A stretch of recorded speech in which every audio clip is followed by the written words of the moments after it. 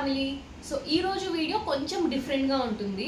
So ఏం లేదండి, రీసెంట్గా జగదాత్రి సీరియల్ షూట్ ప్యాకప్ అయిపోయి రిటర్న్ వెహికల్లో నేను మా సీరియల్లో కీర్తి, అదే మన జష్మిక ఉంది కదా, సో ఇద్దరం ఒకటే వెహికల్లో రిటర్న్ వస్తున్నాం. సో వచ్చే దారిలో అంతా నన్ను అడుగుతూనే ఉన్నింది, ఏదైనా స్టోరీ చెప్పు అని.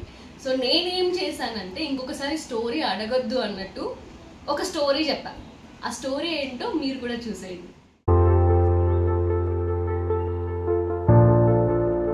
రియల్గా జరిగిన స్టోరీ. కర్ణాటకలో ఒక ఊరు ఉంది, అక్కడ రియల్గా జరిగిన స్టోరీ. నేను చిన్నగా ఉన్నప్పుడు అక్కడ నిజంగా జరిగిన స్టోరీ. బాగా కాన్సన్ట్రేషన్తో వినాలి, ఓకేనా? సో ఒక ముసలావిడ ఉండేది. ఆవిడకి నువ్వు అట్లా కళ్ళు మూసుకోకూడదు. ఆమెకి ఒక కొడుకు కూతురు ఉన్నారు. వాళ్ళిద్దరు చనిపోయినారు. వాళ్ళిద్దరికి ఇద్దరు కొడుకులు పుట్టారు. వాళ్ళ కొడుకుకి ఇద్దరు కొడుకులు పుట్టారు. సో ఇంకా కొడుకు కూతురు లేరు కదా, ఆ ముసలావిడే వాళ్ళని చిన్నప్పటి నుంచి ఆమె చూసుకుంటూ ఉంటుంది. అంటే ఆమె మొత్తం పనికి వెళ్తూ కష్టపడుతూ, రియల్గా జరిగింది, భయం ఏముండదు.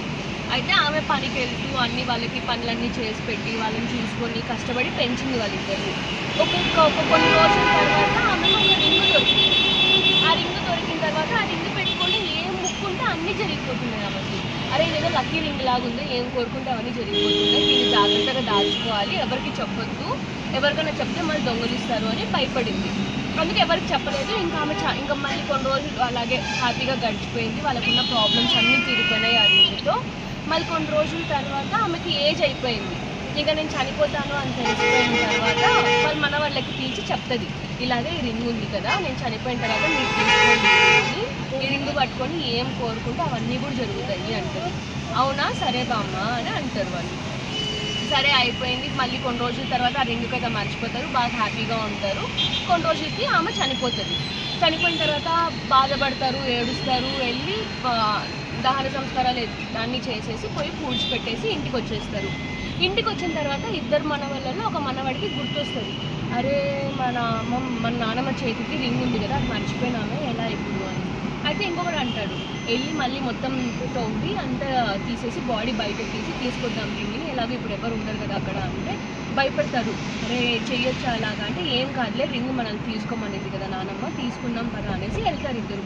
వెళ్ళి మొత్తం పూడ్చిపెట్టేసిందంతా మళ్ళీ తవ్వి బయటకి బాడీ తీసి రింగ్ బయటకు తీస్తుంటే రావట్లేదు, బాడీ మొత్తం స్టిఫ్ అయిపోతుంది కదా చనిపోయిన తర్వాత, ఎంత లాగుతున్నా రింగ్ రాదు. అయితే ఇంకోటి అంటాడు, సరే ఎలాగో చనిపోయింది కదా నానమ్మ, ఏం కట్ చేసేద్దాము, కట్ చేసి తీసుకుందాము అని అంటాడు. అరే కట్ చేస్తే ఎలాగా అంటే, చనిపోయింది కదా ఎలాగో కట్ చేసినా ఏం కాదులే, కట్ చేసేసి అంటాడు.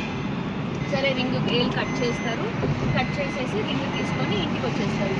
ఇంటికి వచ్చిన కాసేపు పెట్టి వాళ్ళు డోర్ ఎవరో నాక్ చేస్తారు. ఈ టైంలో ఎవరు నాక్ చేస్తున్నారు అని భయపడతారు. వెళ్ళి చూస్తే ఒక ముసలావిడ బెగ్గింగ్కి వచ్చింటుంది, ఫుడ్ కావాలి మాకు అనేసి వస్తుంది. అడిగితే సరే ఆగు ఇక్కడే తీసుకొస్తాం ఫుడ్ అనేసి లోపలికి వెళ్ళి తీసుకొని వస్తారు. తీసుకొచ్చిన తర్వాత ఆమె ఇట్లాగే చూస్తూ ఉంటుంది, ఫుడ్ తీసుకుంటే నవ్వు చూస్తూ ఉంటుంది వాళ్ళ సైడ్. ఏం బామ్మ అలా చూస్తున్నావు మా సైడ్ అంటే, మిమ్మల్ని చూస్తుంటే నాకు మా మనవాళ్ళు గుర్తొస్తున్నారు బాబు అంటే. అవునా, ఎవరు బామ్మ మీ మనవాళ్ళు అంటే, నువ్వే అండి.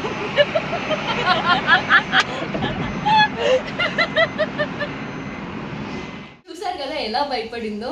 సో అలా ఉంటుంది అనమాట మన స్టోరీ టెల్లింగ్. ఇంకోసారి స్టోరీ అడగాలంటే భయపడాలి, అలా చేసే పాపం. కానీ ఇంత జరిగినా కూడా, అంత భయపడినా కూడా తనకి ఫుడ్ అంటే చాలా ఇష్టం, బాగా ఇష్టంగా తింటుంది. తన ఏజ్ లిటరలీ 6.5 years మాత్రమే. ఆ ఏజ్లో కూడా తను చికెన్ బిర్యానీ ఎలా చేయాలో కూడా చెప్పింది, అది కూడా చూసేయండి. ఏంటిది అది? చికెన్ బిర్యానీ. చెప్పు, ఎలా చేసుకోవాలి? ముందు చికెన్ కడుక్కోవాలి. చికెన్ కడుక్కున్న తర్వాత కొంచెం కారం వేసుకోవాలి, ఉప్పు వేసుకోవాలి, ఉప్పు వేసుకున్న తర్వాత పసుపు వేసుకోవాలి, పసుపు వేసుకున్న తర్వాత అల్లం వెల్లుల్లి పేస్ట్ వేసుకోవాలి. వేసుకున్న తర్వాత కొత్తిమీరలు వేయాలి, పెరుగు వేయాలి, బాగా కలుపుకొని ఫ్రిడ్జ్లో పెట్టాలి. ఎంతసేపు? 10 minutes అలా పెట్టాలి.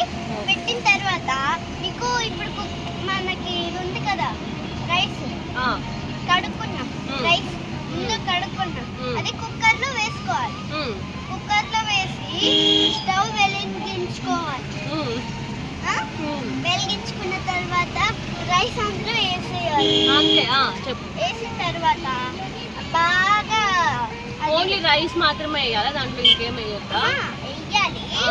వేసిన తర్వాత ఏం చేయాలంటే చేస్తే అది దాన్ని ఏమంటారు ఆన్ చేసుకోవాలా, విజిల్ పెట్టాలా?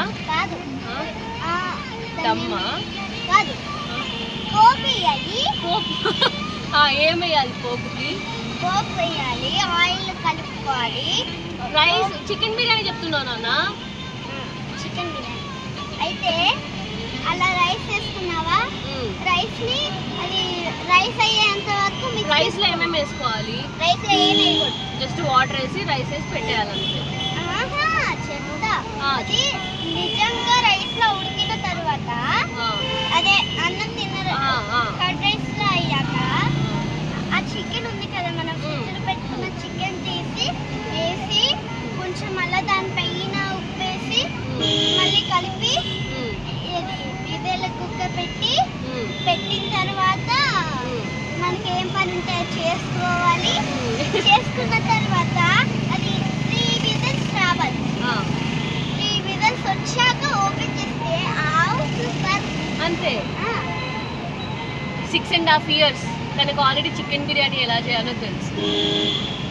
నాకు చేసి తీసుకోరా. ఓకేనా అండి? ఇప్పుడు పిల్లలు ఎట్లా ఉంటున్నారో అసలు మనం పనికిరాం వాళ్ళ ముందు. 6 years కాదు, 5 years కాదు, అసలు పుట్టడమే ముదుర్లుగా పుట్టేస్తున్నారు. ఒక మాట మనం మాట్లాడలేం వాళ్ళతో, ఒకటి చెప్పి మనం నెగ్గలేం, ప్రతిదీ ఇలాగా కట్ చేస్తూ ఉంటారు. So it was really nice having a drive with her.